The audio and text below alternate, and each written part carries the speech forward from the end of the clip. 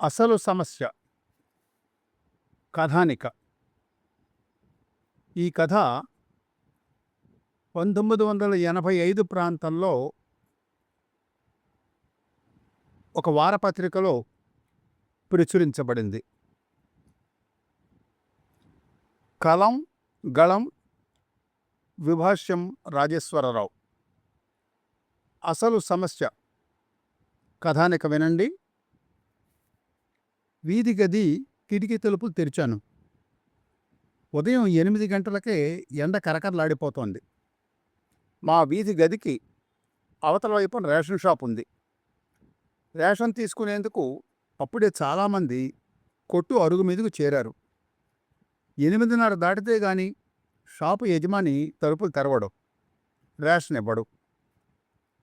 అయినా అప్పుడే చాలామంది అక్కడకు చేరి ఖాళీ సంచులు, సిల్వర్ క్యారియర్లు, రుమాళ్ళు, గోనె సంచులు, ఇలా ఎవరికి అందుబాటులో ఉన్న వస్తువులతో వాళ్ళు క్యూ ఏర్పరిచారు. వచ్చిన వాళ్లలో పురుషులందరూ ఒక పక్కకు చేరారు. ఎవరికి తోచిన కబుర్లు వాళ్ళు ఆరంభించారు. గెడ్డం గీసుకుంటూ వారి మాటలు వినడం ఆరంభించాను. అక్కడ చేరిన మనుషుల్లో చాలామంది నాకు తెలిసిన వాళ్లే. రైల్వే ఆఫీసులో గుమాస్తాలు, రిటైర్ అయిపోయిన బడిపంతుళ్ళు, కాలేజీ కుర్రాళ్ళు, తీసేసిన కానిస్టేబులు, తాలూకా ఆఫీసులో వాచ్మ్యాను, చోటా కాంట్రాక్టర్లు, ఇలా అన్ని తరగతుల వారు అందులో ఉన్నారు. పోను పోను వాళ్ళ మాటలు, వ్యాఖ్యలు ఆసక్తికరంగా మారటంతో మరింత శ్రద్ధగా వినడం మొదలుపెట్టాను. శ్రీలంకలో తమిళులను ఊచకోత కోసేస్తూ ఉంటే మన ప్రభుత్వం ఇలా చూస్తూ ఊరుకోవటం ఏమీ బాగాలేదు. ఊరుకోకేం చేస్తారు? ఎందుకు ఊరుకోవాలి?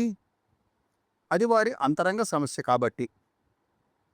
అప్పట్లో బంగ్లాదేశ్ వాళ్ళది వాళ్ళ అంతరంగ సమస్యే. మరి మనం ఊరుకున్నామా? ఊరెట్టుకుని కాందిసీకుల్లో రెప్పించుకున్నాం. ఉత్తరం ముక్క రాస్తే చాలు 5 పైసలు వాళ్ళకి చెల్లించాం. నెత్తికి ఎక్కించుకుంటే ఆఖరికి ఏమైంది? విమోచన కలుగు చేసినందుకు మనకే మేకై కూర్చుంది. తమిళులు మాత్రం తక్కువ వాళ్ళ? వేరే దేశం కావాలంటే ఎవరు ఒప్పుకుంటారండి? తర్వాత ఇక్కడ కూడా ద్రవిడ దేశం కావాలంటారు వాళ్ళు. పంజాబ్ సంగతి ఎవరూ మాట్లాడరే. అక్కడ గుండాలు, తీవ్రవాదులు అమాయకుల్ని చంపేస్తున్నారు. ముందు పంజాబ్ సంగతి ఆలోచించాలి. అది చూడండి. అన్యాయం ఎక్కడ జరిగినా ప్రతిఘటించాల్సిందే. మరి మీ అబ్బాయిల మార్కు లిస్టులో ఏదో అన్యాయం జరిగిపోయిందన్నారు, దాని సంగతి ఏమిటి? అది కంప్యూటర్ తప్పుట. కంప్యూటర్లు తప్పు చేయవు. మనం ఫీడింగ్ సరిగ్గా ఇస్తే ఫలితాలు సరిగ్గా వస్తాయి. మన తప్పుల్ని కంప్యూటర్ల మీదకి నెట్టడం న్యాయం కాదు. న్యాయం ఎక్కడుందయ్యా బాబు ఈ రోజుల్లో? అది సరే, అస్సాం సమస్య చల్లారినట్లే చల్లారిపోయి పంజాబ్ సమస్య కూడా అలాగే అణిగిపోతుందేమో. సమస్య ఎప్పుడూ అణిగిపోతుంది, బాగానే ఉంది.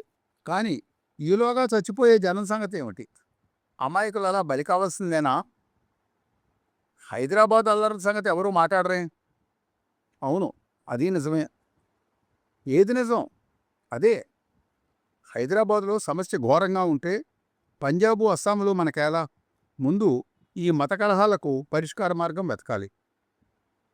అయ్యా, ఎక్కడో హైదరాబాద్ సంగతి కాదు, ముందు మన ఊళ్ళో జరిగే అన్యాయాల గురించి ఎదోరు పెద విప్పరేమి? ఎక్కడుంటోయ్ చెప్పారు కదేమి? అయ్యా, మన ఊరి స్టీల్ ప్లాంట్లో ఉద్యోగాల సంగతి. ఉద్యోగాలన్నీ బయట వాళ్ళకి ఇచ్చేస్తున్నారట. మా అబ్బాయి 3 సార్లు ఇంటర్వ్యూకి వెళ్ళాడు. ఆఖరికి ఎవరో బొకారో ప్లాంట్లో పనిచేసేవాడికి ఇచ్చేశారు ఆ ఉద్యోగాన్ని. అడిగే నాదుడే లేడు. దీనికి తుపాకీ గూళ్ళు తప్ప వేరే పరిష్కారం లేదు. ఎవరు తుపాకులు? పోలీసులువా, ప్రజలవా? అన్యాయాన్ని ఎదిరించకపోతే లాభం లేదు.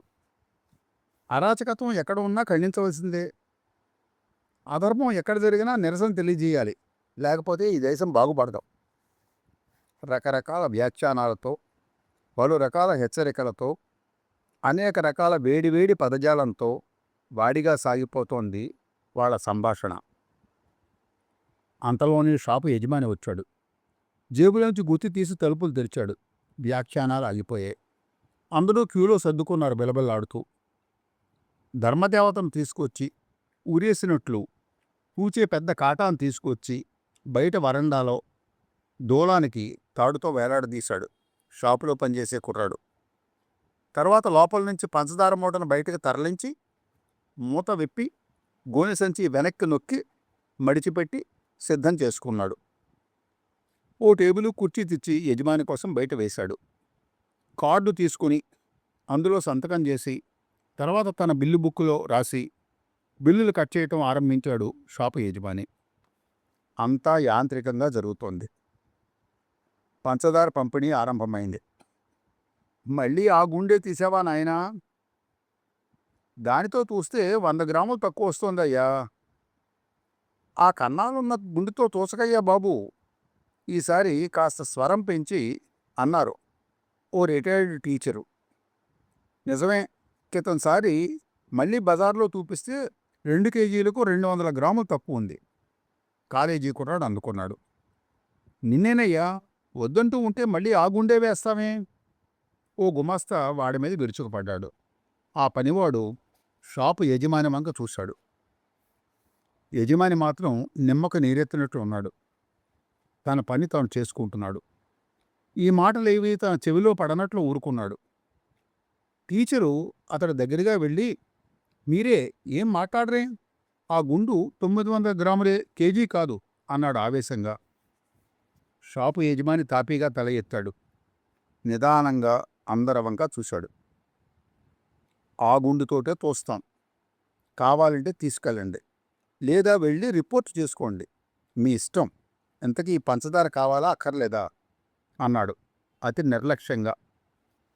ఆ సమాధానానికి, ఆ ఘోరమైన ధోరణికి, ఆ బాధ్యత లేని మాటలకు ఈ చైతన్యవంతులందరూ కలిసి షాపు యజమానిని రోడ్డు మీదకి లాగి చెతక్కొట్టి కాలువలోకి తోసేస్తారేమోనని నాకు భయం వేసింది.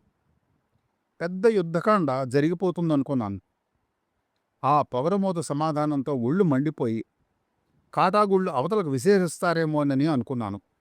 ఆ జవాబుకు వెర్రెక్కిపోయి యజమాని గల్లాపెట్టే చెతక్కొడతారేమో అని కూడా భయపడ్డాను.